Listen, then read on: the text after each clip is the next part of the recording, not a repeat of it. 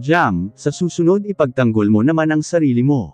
Oo, masama ang magheganta pero masasanay sila kung parati kang nagpapapi. Tingnan mo ang sarili mo, ano mamaya ang sasabihin natin kay Zero kung makikita niya ito. Malambing na sabi ni Mommy, habang inaayos ang aking buhok. Mahapdi pa rin ang aking pisngi at medyo namumula rin. May mga galos ako sa kamay at braso, dahil sa haba ng kuko ni ate, mahapdi rin iyon at may kaunti pang dugo. Napapadaing na lang ako, habang pinupunasan ko ang maliliit na sugat na natamo ko kay ate, kahit maliit lang may mararamdaman ka pa ring hapdi. Ako na lang po ang magpapaliwanag sa kanya Mommy. Wala rin po kasi siyang alam na makikipagkita ako kina ate. I was about to say Mommy.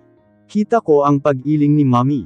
Mabait si Zero Jam. Pero kapag nalaman niya ta, paniguradong magagalit iyon. Alam kong magagalit siya, kaya ngayon kailangan ko ng maghanda. Natatakot ako na baka sugurin rin niya si ate, at maghigante siya para sa akin. Kung kaya ko siyang pigilan ay pipigilan ko siya, ayaw kong lumalim pa ang gulong ito.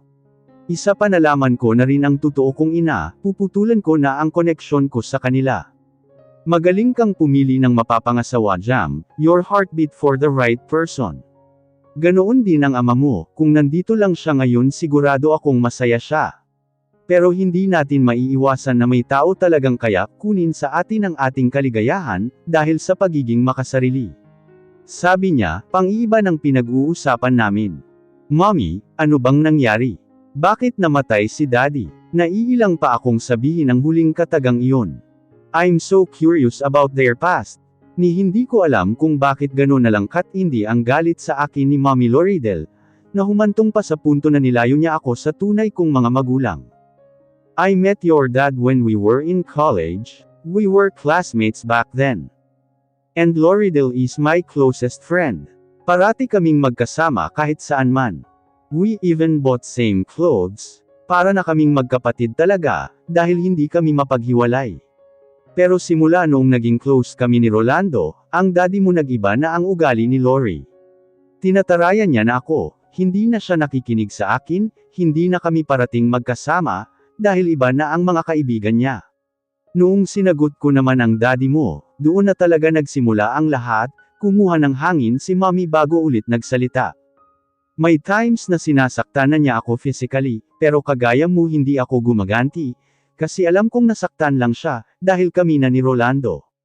Kahit hindi niya sabihin sa akin, alam kong pareho ang mahal namin.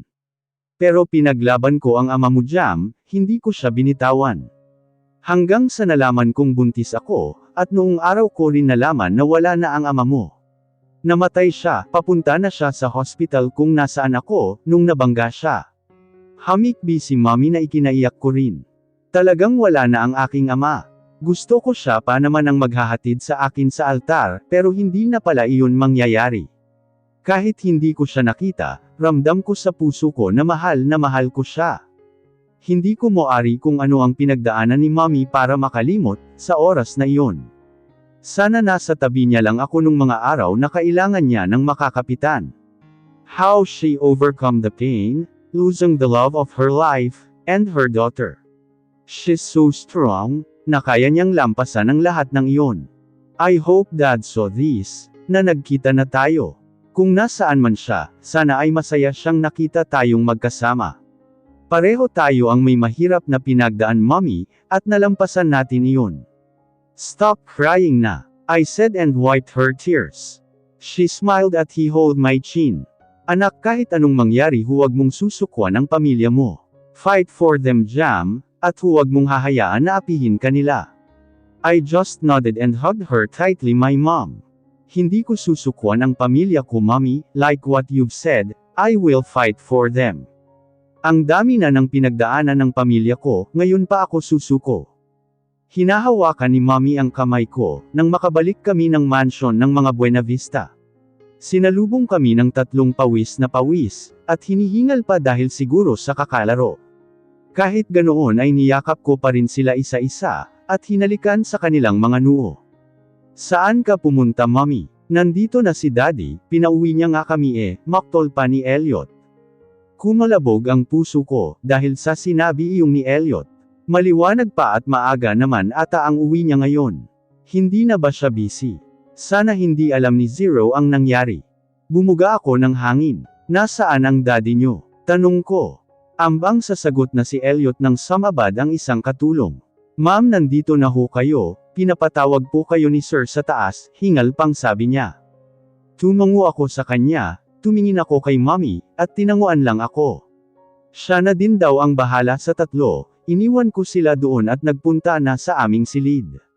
Kinagat ko ang aking bibig nang nasa tapat na ako. My hands were shaking, when I hold the knob and slowly push the door. Zero, ang aga mo ngayon ah. Sabi ko pa para kalimutan ang kabang nararamdaman. Napatingin sa akin si Zero gamit ang matalim nitong titig, doon palang nakaramdam na ako ng kaba. Pinagsakop ko ang aking kamay dahil sa nanginginig na ang mga iyon. Saan ka galing? He said, emotionless. Wala, nagpahangin lang ako, ginawa ko ang lahat para hindi magkautol-utol sa aking sasabihin. Madiin siyang pumikit at nagmura pa.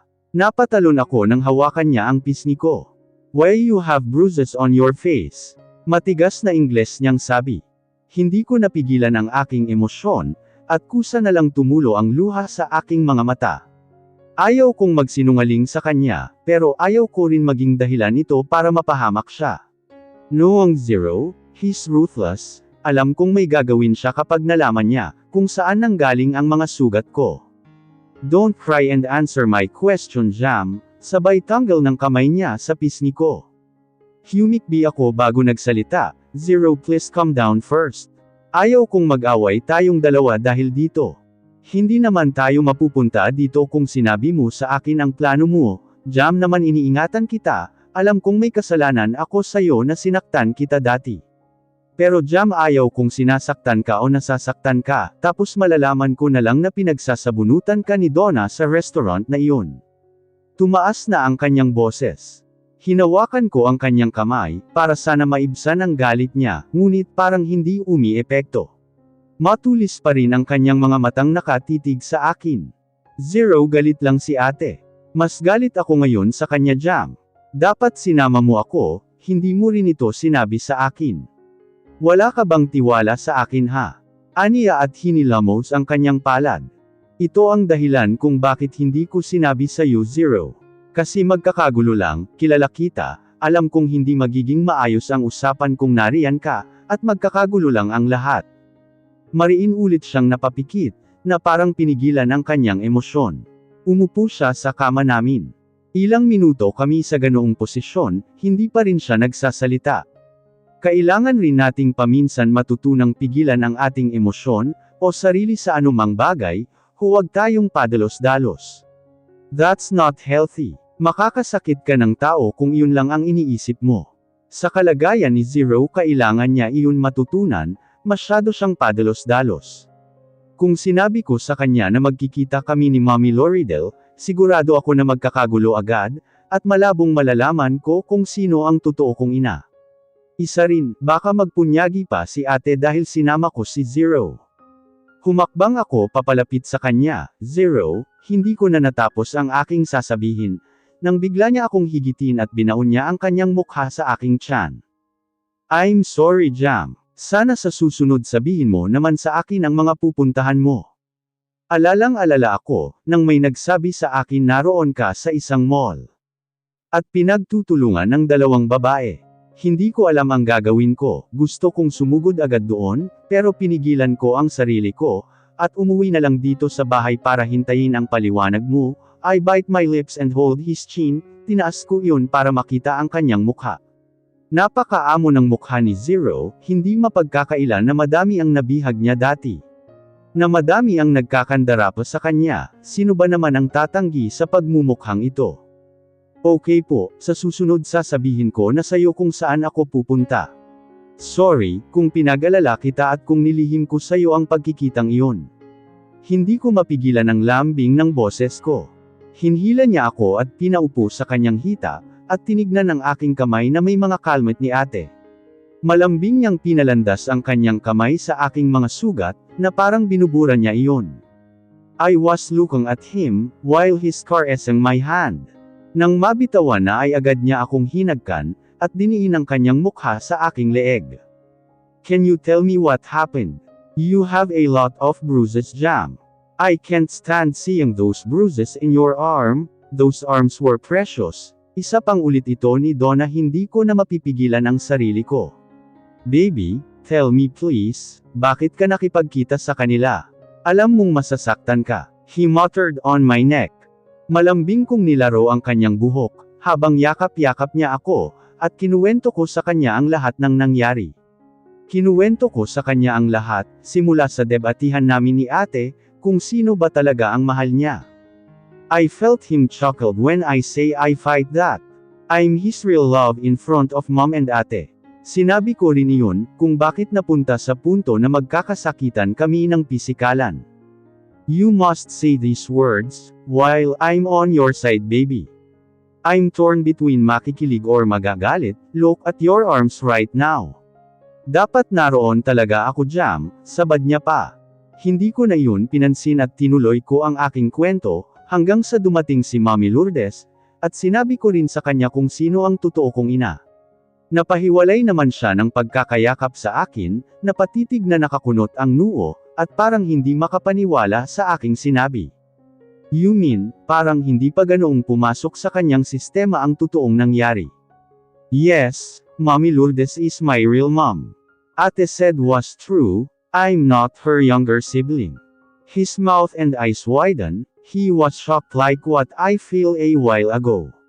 He held my both chin, and kissed my forehead. Wala nang balakid, boto sakin yung totoong mami mo eh. Easy na to, sakin na talaga ang bagsak mo, aniya bago ako siniil ng halik. Simula noong nalaman ko na si Mami Lourdes ang totoo kong nanay, hindi na siya masyadong umaalis dito sa mansion ng mga Buenavista, hindi na iyon kagaya ng dati na halos araw-araw may pinupuntahan siya. We spend our time together, minsan nga nagbibake kami ng cookies, nahahalata ko naman na bumabawi siya sa mga araw na hindi kami magkasama. You look so happy my baby, isang araw sabi ni Zero na nahalatang nakangiti ako, habang nililigpit ang pinaghigaan namin. Indeed happy, and I smiled. I guess that's because of me. May pagmamalaki niya pang sabi. Na, sabay ng aking pagnisip. No, you're happy with me. I said, na. Nagkulitan pa kami ni Zero, bago bumababa dahil pinagpipilitan talaga niya na siya ang dahilan kung bakit ako masaya. Of course, he's also one of the reason why I am happy right now. Starting from the day I knew my real mom, I'm really happy, parang kompleto na ang pagkatao ko. Nang makababa kami ay sinalubong kami ng tatlo, they gave us hugs and kisses, before we enter the dining area. Si Erwan pa lang ang naroon, wala pa ang mag-asawang Buenavista. You don't have work, Dad? Elian asked nang makaupo na kaming pamilya. Walang trabaho ang daddy mo ngayon, Elian, sabad ni Erwan. Matalim siyang tinitigan ni Zero. Ikaw ang ama, aniya sa kapatid. Easy bro, mabuti nga nandito ako eh.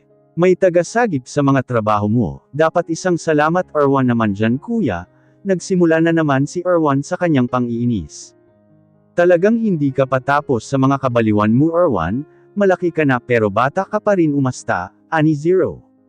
Ewan ko sa dalawang magkapatid na ito, kung sa trabaho ba nila ganito sila, o dito lang talaga sa bahay. Parang kung magsama sila wala silang matatapos na trabaho, puro bangayan lang ang gagawin niya tuwing may meeting. Speaking of trabaho, tapos na kaya ang Jam Hotel? Namula ako sa sarili kong tanong, sa dinami-dami pa naman ng pangalan, bakit pangalan ko pa? Kung sino ba naman ang show nga, magsasabi move on na daw, pero sakin pinangalan ang hotel niya. Hay naku Zero. Magtatanong na sana ako tungkol sa hotel nang magsalita si Erwan. Kung hindi mo sasabihin ang magic word na yon, hindi ko kukunin ang trabaho mo, at kapag nangyari iyon, magtatrabaho ka ngayon, at hindi ka makakalabas ng ban. Oo na, salamat. Ano okay na? Pinutol ni Zero ang sasabihin ni Erwan. What? Lalabas nang. Wala namang sinabi si Zero tungkol dito. Noong mga nakaraang araw kasi, gabi na silang umuuwi ni Erwan dahil sa hotel. May mga kung ano-anong business meeting din, kaya gabi na talaga. Naiintindihan ko naman iyon, dahil dati ganoon din si Mommy noong nasa Australia kami. Lalabas. Saan? Hindi ko mapigilan makisali sa kanilang dalawa. Pinukulan ako ng tingin ni Erwan. Siya na ang magsasabi, Jam, pilitin muna nating pasabihin si Kuya ng salamat Erwan, diniinan talaga niya ang huli. Zero, sabihin mo na kasi. Pati ako naiirita na rin sa kanila. I heard Erwan chuckled because of what I said, kainis talaga si Erwan. Napatingin naman sa akin si Zero, na parang wala talaga siyang balak sabihin ang mga katagang iyon sa kanyang kapatid. Tumaas ang kilay ko, at dinig ko naman ang buntong hininga niya. Salamat Erwan, sabog ang tawa ni Erwan dito sa dining area, kahit alam sa boses ng kanyang kapatid na napipilitan lang ito. Tiklop ang aking dragon na kapatid, very nice Jam, aniyang tumawa. Can you please shut up Erwan? Zero said and rolled his eyes. Tawang-tawa lang si Erwan, dapat sa mga meeting naroon Karen Jam, para wala nang tanong-tanong itong si Kuya at diretso approve na. Hindi na nagtagal ang usapang iyon, nang dumating na si Mommy kasama ang mag-asawang Buenavista. Umupo si Mommy sa harap ko at nginitian ako. I smiled at her back. Nilagay na ng mga kasambahay ang pagkain, at nagsimula na naman ang diskusyon tungkol sa negosyo. You live for 1 week son? Tanong ng lalaking Buenavista.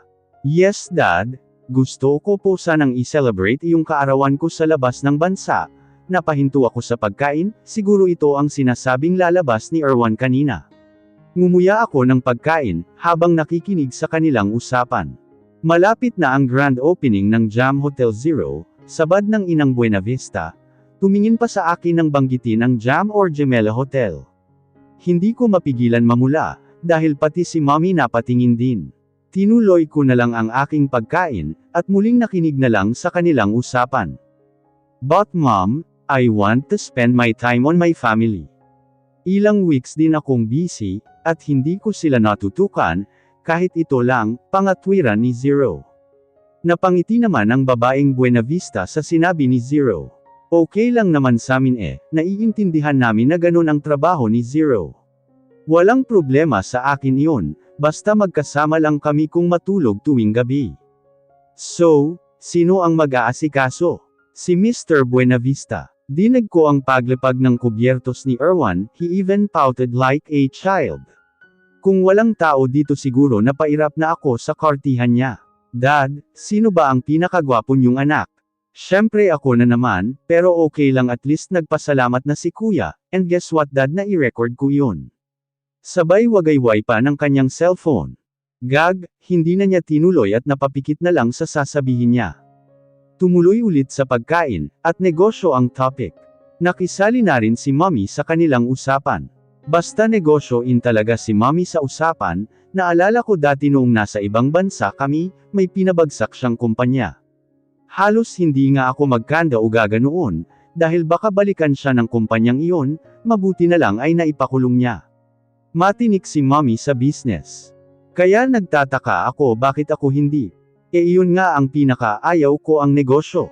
Pero kung sasabihan ako ni Mommy na hahalili sa kanya sa negosyo, susubukan ko iyon kahit wala akong alam. My mom will guide me, nandyan din si Zero, siguro naman kakayanin ko iyon. By the way Zero, Lourdes and I plan to create a new business. Si Mrs. Buenavista. Mommy, madami na tayong negosyo. Maawa kayo sakin, wala pa akong jowa. Gusto ko na pero wala akong oras, pag-iinarting sabad ni Erwan. Tumawa naman ang babaeng Buenavista. No son, mag-girlfriend ka na kasi, jewelry business ang ipapatayo namin ni Balay. Patagang natawa ako sa huling sinabi ni Mrs. Buenavista. Si Zero ganun din ang kanyang reaksyon, pero si Erwan ay malakas na tumawa. Sarap sakalin ng lalaking iyon talaga, lakas mang-asar. Ewan kung bakit nagtagal ang friendship namin yan dati, sabay pa kaming dalawa mag-review tuwing may exam. Baka sa susunod na mga buwan pa naman iyon Zero, paplanuhin pa namin ng mabuti ng mama mo. Sabay ngiting sabi ni Mommy. Okay po tita, sabihan niyo lang po ako, kung hahanapan ko kaagad ng pwesto, o sabihin niyo lang po kung ano ang maitutulong ko. Offer ni Zero sa kanila. No Zero, focus on Jam Hotel and your family. Suporta lang ang gusto namin ng mama mo, sabi ni Mommy. Ngumiti naman si Zero. Opo naman po tita, susuportahan ko po kayo ni Mommy sa negosyo nyo. Natapos ang aming agahan, tumuloy na sina Erwan, at ang dalawang Buenavista, ganun din si Mommy dahil sa negosyong pinaplano nga nila ni Mrs. Buenavista. Pumunta ako sa taas, at nagpahinga sa veranda ng mansion kasama ang tatlo. May mesa dito at may couch din. Umupo ako sa upuan at kumandang sa akin si Cronus, habang ang dalawa ay nasa couch. Mommy, I have something to tell you, bulong ni Cronus sa akin. What is it baby? Noong nasa playground kami, ang ibang mga bata ang kanilang yaya, teases me about my condition, nabulag daw ako. May gumuhit na masakit agad sa puso ko, nang marinig ang mga iyon kay Cronus. Ang bata pa niya para maranasan ang mga iyon, hindi ko na naman maiwasan na sisihin ang sarili ko. Kahit saan talagang lupalop ng mundo mayroong mga judgmental na tao, lalo na sa bansang ito. People here are judgmental, the disease that cannot be healed by any medicine. Oo may kakulangan siya, bakit pa nila dina-down? It can cause depression, ito rin siguro ang rason kung bakit minsan wala na siyang ganang lumabas. Cronus, listen to Mommy, kahit anong sabihin ng ibang tao tungkol dyan sa kalagayan mo, huwag mo nalang intindihin, dahil hindi nila nararanasan ang sitwasyon na iyan. Bata ka pa hindi mo pa naiintindihan, but always keep in your mind that you are blessed, that this ability is just a challenge for you to love yourself. Keep that in your mind baby. Hinagkan ko ang aking anak, hindi ko mapigilan ang maiyak. I can't stand seeing him crying because of his condition, kung nag-ingat lang sana ako, edi sana wala siyang problema. Sa puso ko hanggang ngayon, sising-sisi pa rin ako. Matapos ang pag-uusap na iyon, nag-aya si Cronus na maligo sa pool, parang dati lang ayaw niyang maligo, ngayon siya na ang nag-aaya. Pumayag naman ang dalawa, sabay kaming pumunta sa pool area, at nasalubong namin si Zero na papuntang taas naman. Dad, can we swim? Maligayang tanong ni Cronus. Sure, but I have something tell first. Sit here baby. Aniya na sinakop ang tatlo, at ako naman ay pinaupo sa upuan na. So daddy's birthday is coming, aalis tayo pupunta tayo ng ibang bansa, I choose Korea. Why Korea daddy? I want Singapore sabi ni Elliot. Zero licked his lips. That's our next destination if you want. But let's go to Mommy's favorite country first, Zero said and looked at me. Kita ko naman kung paano nadismaya si Elliot, pero wala siyang magawa, kaya napa-oo na lang siya. Ang dalawa wala naman karekla-reklamo. Nang matapos ang sasabihin ni Zero, ay pinayagan na niya ang mga bata na maligo sa pool. Isa-isa nilang hinubad ang kanilang damit, hanggang sa panloob na lang ang natira. Nang maubad, unang tumalon si Elliot at sumunod si Ellen. Si Cronus naman ay dahan-dahan na nilagay ang paa sa pool, bago lumundag at kaagad na sinalo siya ng dalawa, naroon naman si Myrna para bantayan silang tatlo. Bakit Korea? Nakangiwi kong sabi. Sa dinami-dami ng bansa bakit doon? That was my favorite place before, I find it beautiful. The scenery and also there are some cute stuffs. Your rants back in your college days are still in my mind. I'm just listening that time, but I can still remember correctly, how you said that you love Korea. And the one you said engraved in my heart, that we will lock our love in Namsan Tower. Hindi ko mapigil ang kiligin sa tinura niya. Naalala niya pa pala ang mga araw na iyon. Para akong isang bata dati na nagsusumbong sa ina ng mga gusto sa buhay. Siya lang naman nakakaintindi sa akin dati, siya lang iyong parati kong kasama na komportable ako. Walang sabi-sabi ko siyang hinagkan. This man always make my heart beat so fast. I'm so excited, I can't wait to lock our love in Namsan Tower.